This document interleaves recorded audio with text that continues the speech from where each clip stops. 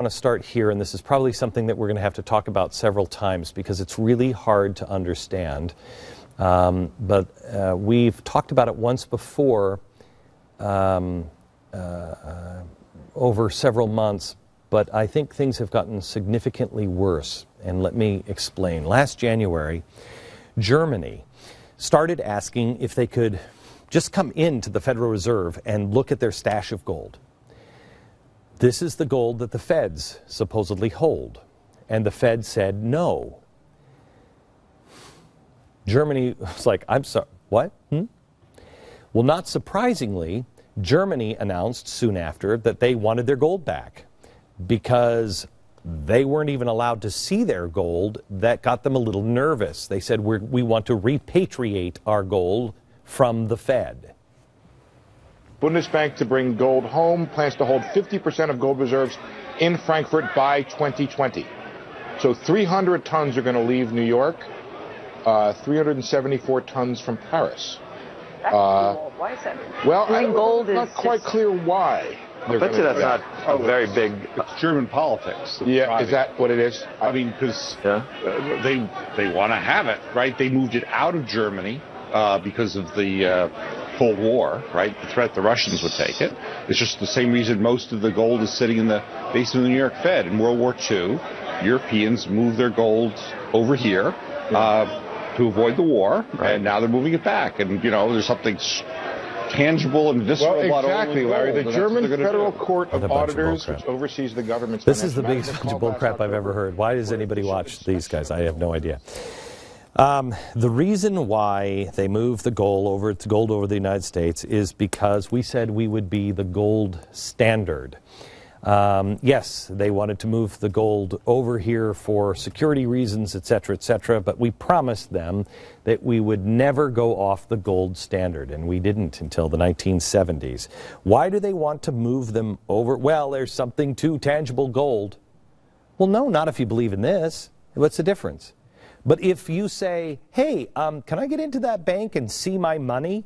And the bank says, no, I don't think so. Don't you say I want to take my money out of that bank and I'm going to store it someplace else? So the gold supposedly has been sitting in the vaults since the 1950s. And, you know, it shouldn't take any more than a little bit of swiffering before you send it back. But the Fed said that it's going to take until 2020 before they can return that gold. 7 years. Now, why would it take 7 years to dust something off and ship it out? I mean, we have FedEx. I know you're not going to send FedEx, but we have cargo planes. Now, that's what they said last year. They were going to make their first payment on that over the holidays, and they did. But something happened along the way. Apparently, we had to melt their gold bars down. The Fed claims that about 6,700 tons of gold from Germany is in their vaults. What Germany is asking to get back is 300 tons, 5% of their stack. Shouldn't be a problem. It's been a year since they requested, and the U.S. has just sent back 37.5 tons. That's 50 tons short of what we need to send each year to meet Germany's request by the deadline. We didn't even hit the first payment. Okay, that should, if I'm German, that makes me nervous. Wait a minute, you promised you'd send all of the first year, and you only sent half of it. What's the problem here? And here's the disturbing part, even more disturbing. The reports that are coming out now is that the gold we sent them over the holidays was melted down and recast. This is important. It begs the question, why?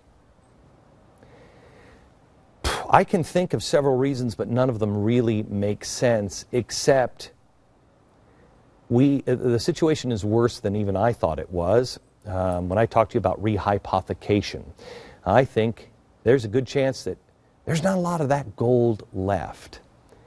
But how did that happen? I mean, do we have another Sandy Berger loose, stashing gold bricks in his socks? No. No. The answer is partially rehypothecation. Now, this is something we talked about on this program before, if you remember. When they're taking the gold, and Germany says, I want the gold, return our gold, it's ours. The Federal Reserve says, okay, but we'll return 10% in 7 years. Well, how hard is it to return our gold? It's got the German Republic stamped on it. Give us our gold. The reason why, this is my theory, the reason why they're not returning that for 7 years is because a little phone call came in and they said to the Germans, hey, rehypothecation, dude. If you take your, there's not enough gold here. We're playing a game. There's only so many assets. And so we just keep building on those assets in a bogus way. So once people demand their hard asset back, the entire thing collapses. And that's the last phase of what we're headed for. Rehypothecation. Learn it. Okay, that's really important. Let's start at the basics. The Federal Reserve is a collection of banks. We don't know whose banks they are. We're not allowed to look at their books or anything else. They're the ones that we put the gold in, and then they give us this instead. They print our money. But we're not allowed to see that we just gave them all that gold? Yes, that unfortunately is the way it works. Sounds like a scam already, doesn't it? The money has to be backed by something. It needs to be backed by gold. So we put all of our gold into the Federal Reserve, just a giant bank. And they gave us a stack of cash. And then we said, okay, this is the cash the Federal Reserve has. Remember, it's all backed by gold. Then we convinced the entire world, not just the U.S., but the rest of the West. Germany gave it to us, Japan, the UK, everybody gave us their gold to hold, like in a safety deposit box for the entire world. Okay? Safety deposit box. Let me stop there for a second. I want you to think of the vaults down at the basement of the Federal Reserve in Manhattan as a safety deposit box. You go in, say you have jewelry. I have my wedding ring. It's my anniversary today. This is the ring we had made for me. It's the Klimt, the Kiss on it. And it's special to me. And if I go to a safety deposit box, I put it in there with all the other, lovely plastic jewelry that I have. And I bring it to the bank. And I say, I want to put this in a safety deposit box. They give me a receipt. They give me a key. I go in, and I put it all into the safety deposit box. I see it the whole way. Anytime I can walk in and say, I want to see my stuff in my safety deposit. Yes, sir, Mr. Beck, do you have your key? Yes, I do. We both unlock it. Then we have it. We each have a key, and I can see it anytime. Now, at some point, if I go back and I say, I want my wedding ring back and I want all my jewelry, they say, oh, I can't let you see that. Wait a minute. What? What do you mean I can't see that? And then, if they give me, not this ring, but they give me another wedding ring, might weigh exactly the same, but it's not my wedding ring. Wouldn't you ask some questions? Let me explain rehypothecation one time, and then back to what happened to Germany. Why I said originally they weren't going to give their money back to them for 7 years is because rehypothecation is exactly what happened to our housing crisis. And it's happening to our gold because everybody got greedy. Everybody was greedy in the housing market. Not necessarily you, but the banks. Here's what happened. Let's say these were just houses. Jeremy here wanted to buy a house. I was a bank. I said, okay, I'm going to need your house as collateral. You continue to pay for that, but I'm holding that collateral. But then me as the bank, I need a loan. So I go over here to Germany and I say, hey, Germany, I have this house over here. If you'll just give me some money for this house, then we'll be square. But if I don't pay you, then you can take this house. Well, wait a minute. I can't really do that. Because then he becomes the owner of this house, but I'm the owner of this house as well. And then he says he needs some money, so he sells this same house to Japan and then to England. And we keep selling everything to each other over and over again. There's no real asset. If he defaults and doesn't pay me, I default. And because I default, he says, I'm going to default, and he says, give me the house. well, I'm sitting for the house. I need it from him. He needs it from me, but he needs it from him, and he needs it from him, and it goes back around. That doesn't work. This is what's happening with gold. I believe, rehypothecation, the West wanted a fat and sassy lifestyle that none of us could afford. So the Federal Reserve and the central banks all around the world sold our gold over and over and over again. We took our gold and we said, okay, we've already printed all that money for the United States. What the heck? Japan, how much do you need? We're going to take, and you're going to make a loan on this gold for Japan. And then Japan said, okay, Germany needs some money, and we'll give it on America's gold. And then England. It's happening over and over again. That's rehypothecation. That's a Ponzi scheme that I believe happened at the Federal Reserve, and it's starting to fall apart. Now picture this deal happening over and over and over again since 1950, hundreds and thousands of times. Subprime crisis, do you remember that?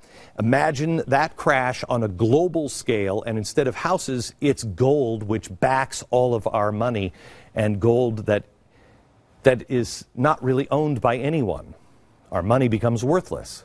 Not a good Ponzi scheme, right? Everything collapses. The Fed's no different right now.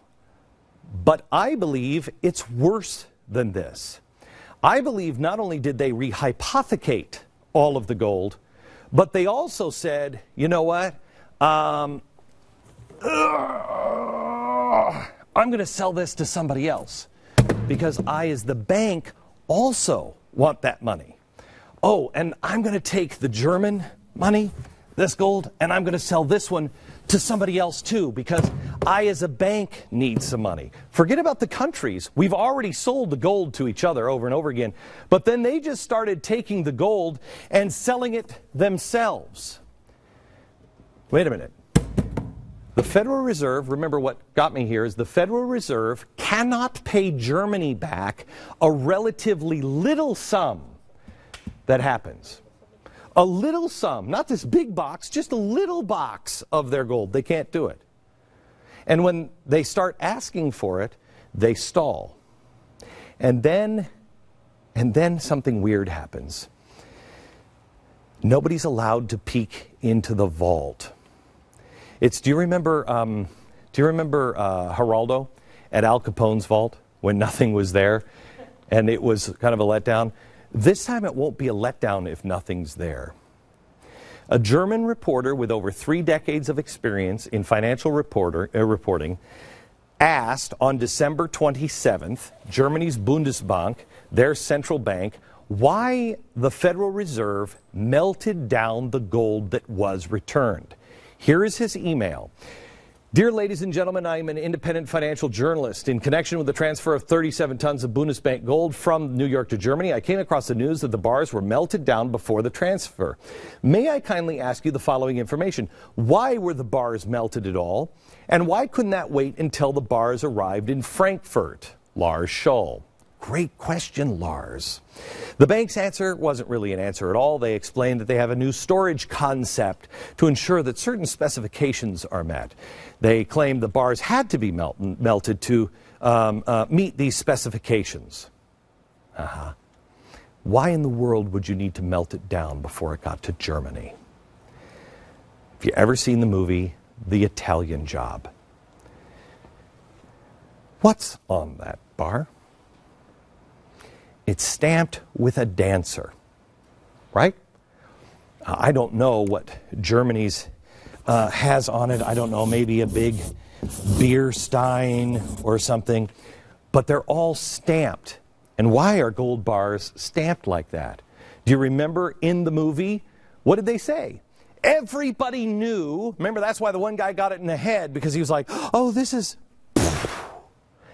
Everybody knew who owned that gold. That's why every country stamps it to authenticate the weight and the purity.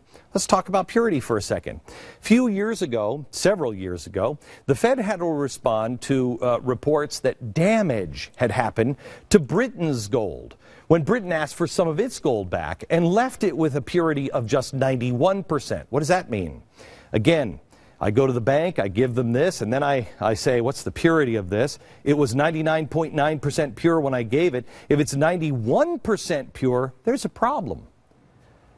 When you melt down these bars and send them back, you negate the authenticity. We're not able to send them the right amount of gold at all. We're not able to send them their actual bars of gold. That's a red flag to me. And it should have every American and every press organization up in arms asking question. I believe what's happening is far worse than rehypothecation. Not only were the feds playing the Ponzi scheme of rehypothecation, a game on each other over and over, and they all knew it, all the central banks, but I believe they're also physically selling everyone's gold. And now they can't reproduce the stamp, and so they're coming up with whatever they can. Remember, when Britain complained that their money was repatriated gold, it was returned with a small piece of impurity. Well, when you have access to that much gold, skimming it becomes quite tempting. Does anybody have a quarter on them? Nobody actually carries any cash anymore. You think about a quarter or a dollar, an actual coin. You have a quarter? Somebody actually uses the drink machine. When you think about a quarter, I want you just to think about the thin part for just a second. This part. Pull in as tight as you can. This part. The edge.